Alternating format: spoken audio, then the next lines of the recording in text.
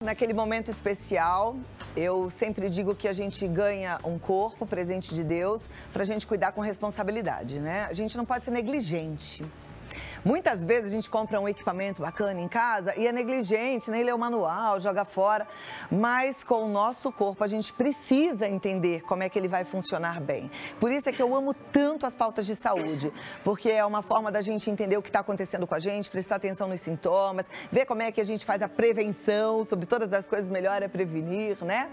E assim a gente vai caminhando. A gente vai falar hoje sobre uma síndrome que atinge cerca de 2 milhões de pessoas por ano aqui no Brasil, que é a fibromialgia. E tem muita gente sentindo essas dores, sentindo os sintomas dessa doença e parece que ela não tem cura por enquanto. Mas quanto antes for descoberta, torna possível tratá-la e aí você pode viver muito melhor. E a gente vai entender mais sobre a fibromialgia com ele que é reumatologista, presidente da Sociedade Paulista de Reumatologia, Dr. Marcelo Ribeiro. Procuramos um excelente médico para nos ajudar. Seja bem-vindo, doutor. Um prazer recebê-lo, tê-lo aqui com a gente, viu? Seja muito bem-vindo. Senta aqui do meu lado para a gente tentar entender aí o que é essa doença. Fibromialgia. Engraçado que há alguns anos atrás ninguém falava sobre fibromialgia. É uma doença nova? Não, na verdade é uma doença bastante antiga, mas na década de 80 teve um boom maior do conhecimento sobre a fibromialgia. Mas é uma doença, a gente está no mês da mulher, é uma doença que acomete predominantemente as mulheres, né? Então as mulheres elas são muito mais envolvidas com dor e com lidar com a dor do que os homens. Então a gente tem uma preponderância em torno de 9 a 10 mulheres para cada homem. Então é uma doença do espectro do mundo feminino, então eu acho que é importante a gente discutir, principalmente com uma mulher, né, e com espectadores do mundo feminino, porque os homens, de uma maneira geral, eles não compreendem muito a dor das mulheres. E as mulheres são mais sensíveis a essa dor. Uhum. E não é que as mulheres sejam mais sensíveis à dor de forma geral. Elas sentem essa dor mais do que os homens, é isso? Da sensibilidade, as mulheres também têm mais sensibilidade do que os homens, né? De uma maneira geral. Duvido que vocês iam aguentar a dor do parto normal. Não de sentir a dor mais forte do que um homem. Mas estou falando da conectividade com o universo, por exemplo. Tá. Né? São muito mais sensíveis desse ponto, do filho, de se envolver de forma mais geral. De uma forma geral. Sim.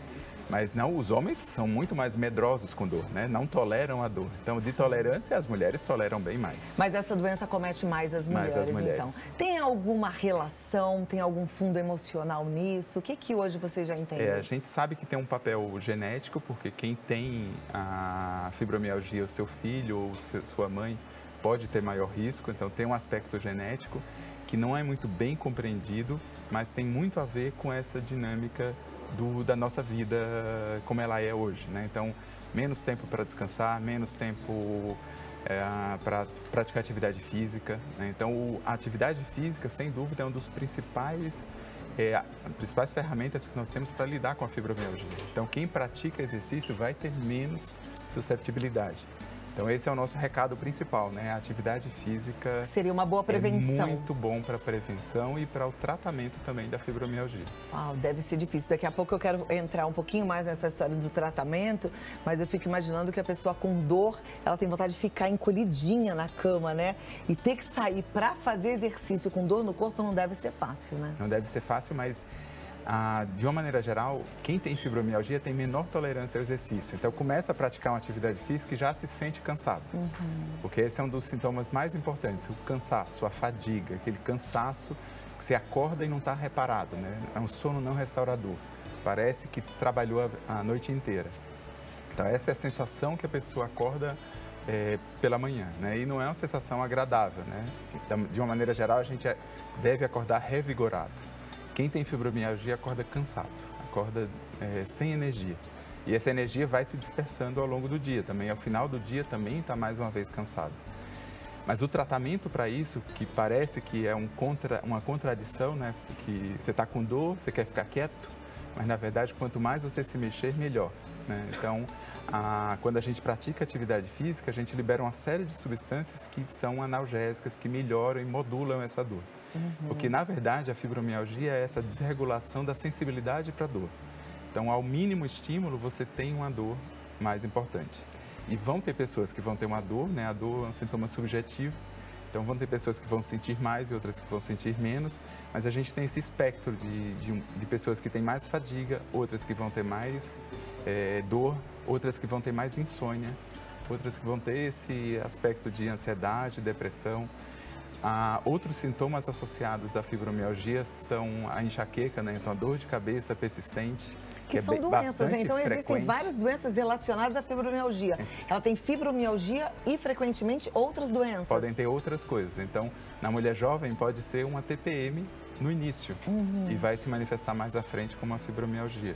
Então, a dificuldade para o intestino funcionar, né? Uma constipação, ou prisão de ventre mesmo, ou alterações do hábito intestinal. Às vezes está solto, às vezes está preso. Então, isso são sintomas satélites da fibromialgia. Palpitação, essa ansiedade. Então, esse aspecto emocional é o que estigmatiza a paciente que tem fibromialgia. Então, a gente não deve também estigmatizar, né? Que a paciente fica com o estigma de ter fibromialgia. E não é culpa da paciente ter fibromialgia, né? Aqui então, a gente tem até um quadro com várias doenças relacionadas. Então, a enxaqueca, ela é um sintoma relacionado, né? Você pode ter só a enxaqueca, mas ela pode estar junto da fibromialgia. As doenças autoimunes também. Então, a artrite reumatoide, a espondilite, a artrite psoriásica, o lúpus, alguns pacientes podem ter sintomas de fibromialgia também. E isso é bastante importante porque o paciente acha que ele tem artrite, então todas as dores que ele sente são da artrite. E pode não ser, a sua artrite pode estar bem e você está com a dor relacionada à fibromialgia. Então o médico vai ter que separar muito bem o que é artrite do que é fibromialgia. Porque o paciente que sente dor, ele acha que toda dor, né? Os pacientes, de uma forma geral, que têm dor, eles se entrelaçam, eles um entende o outro pela dor. Né? Então, isso é bem comum. Então, às vezes, você tem uma dor por uma questão de hérnia de disco e eu tenho fibromialgia, mas a gente começa a conversar porque você entende a minha dor. O que o paciente com fibromialgia sofre é porque ninguém entende a dor dele. Então, ele passa num médico, passa no outro, passa no outro. Então, um médico pode dizer que emagreça, né? Só porque tem uma relação com a obesidade também. Mas não é com a obesidade de uma forma geral, mas talvez com esse contexto da ansiedade, da depressão, da falta de atividade física, né? Mas e muitas dor pelo vezes, corpo todo? Então as dores são difusas, não tem um ponto que você consiga delimitar a dor. Então são dores difusas pelo corpo. É bem corriqueiro o paciente contar que tem só o que não dói, doutor, é o cabelo. Então o resto do corpo dói, né? Não me pergunte onde dói. Então ele não consegue muito bem definir aonde está a origem da dor e para onde ela vai. Quem tem fibromialgia tem dores todos os dias ou ela vem como uma crise e vai embora? Isso é uma pergunta super interessante, é a dor crônica. Então ela tem uma dor diária. Todos os dias ela está com dor. Esses pacientes que têm crises, em geral a gente tem que pesquisar uma doença inflamatória, uma doença autoimune, uma hérnia de disco, alguma outra coisa que dá crise.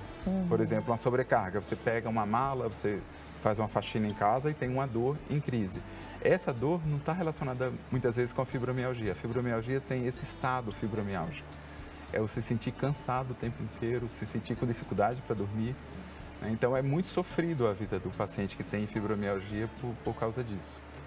E embora não seja uma doença que não tenha cura, eu sempre gosto de deixar uma luz no final do túnel, porque quando você coloca assim, não tem cura, a pessoa se desespera, né? E eu acho que o médico tem que acolher, tem que dizer, não, tem, né? E a primeira começa com você, a gente tem que compartilhar isso.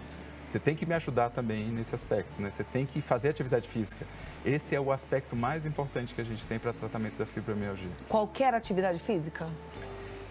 Qualquer atividade física, né? Então, você possa caminhar perto da sua casa, mas outros exercícios que ajudam bastante são exercícios de alongamento. Então, tudo que alonga melhora a liberação da dor, porque esses pacientes têm contratura, eles têm alguns pontos muito contraídos. E essa liberação do músculo é super importante. Então, o alongamento, a musculação.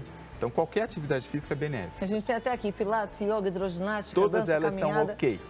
Né? Tá tudo certo. Qualquer coisa que você faça para você se mexer, porque quando você libera o músculo, libera várias substâncias que são analgésicas, são naturais. do nosso corpo. Deixa eu te perguntar uma coisa. Como a gente falou ainda há pouco que tem relação com algumas doenças, né? Então ela pode estar relacionada à depressão, obesidade. Tratando, por exemplo, a depressão, a fibromialgia some ou não? Sim. Então, quando a gente, na maioria das vezes, o tratamento com medicação são com antidepressivos, que eles são moduladores dessa dor. Então, a gente vai tentar melhorar esse limiar de dor, fazer com que o paciente sinta menos dor. Então, muitas vezes tem paciente que tem preconceito de usar o antidepressivo, de tratar o sono, e não deve ter, porque essa é uma estratégia quando o exercício, quando as mudanças do estilo de vida não são suficientes. Aí, muitas vezes a gente tem que tratar o sintoma da ansiedade, da depressão. Tem muito a ver também com os aspectos psicossociais dentro de casa. Então, muitas vezes você tem que escutar um filho que está com problema com drogas, ou é o marido que tem problema de álcool.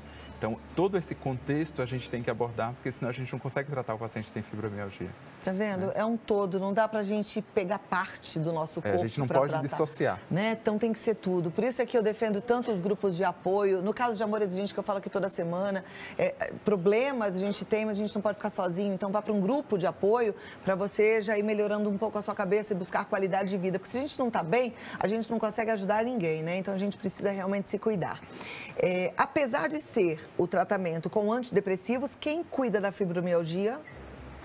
O reumatologista é um dos especialistas em fibromialgia, mas a gente tem uma população muito grande de pacientes que são acometidos pela doença, né? Então, outros médicos também são capacitados em tratar a fibromialgia. Então, o ortopedista pode tratar, o neurologista, o clínico pode tratar, o ginecologista, que é o clínico da mulher, também pode tratar. Mas aqueles casos mais difíceis acabam, muitas vezes, vindo com o reumatologista, aqueles casos mais refratários. Mas, de uma forma geral, converse com o seu médico que ele está habilitado, de uma maneira geral, a entender melhor a dor da fibromialgia. Perfeito. Se não entender, aí a gente pode trocar de médico. Porque é muito comum esse vídeo aí que está aparecendo, né? Que o paciente procura o médico número 1, o médico número 2, o médico número 3, o médico número 4, né, que acabou de passar. Porque ele muitas vezes não faz a conexão, Cláudia, entre a dor de cabeça e esse cansaço, entre essa alteração do intestino e esse cansaço. O reumatologista tem que fazer essa conexão, né? A gente tem que juntar o quebra-cabeça para fazer o melhor diagnóstico. Porque a gente não tem um exame que diga assim, você tem fibromialgia, né? A gente não tem um exame como a gente faz com colesterol, né? Você está alterado. Então, a gente tem que entender toda essa dinâmica Isso é uma arte do médico mesmo. A gente tem que unir essa parte genética, essa parte social, essa parte ambiental, para entender por que essa paciente continua com dor. Perfeito.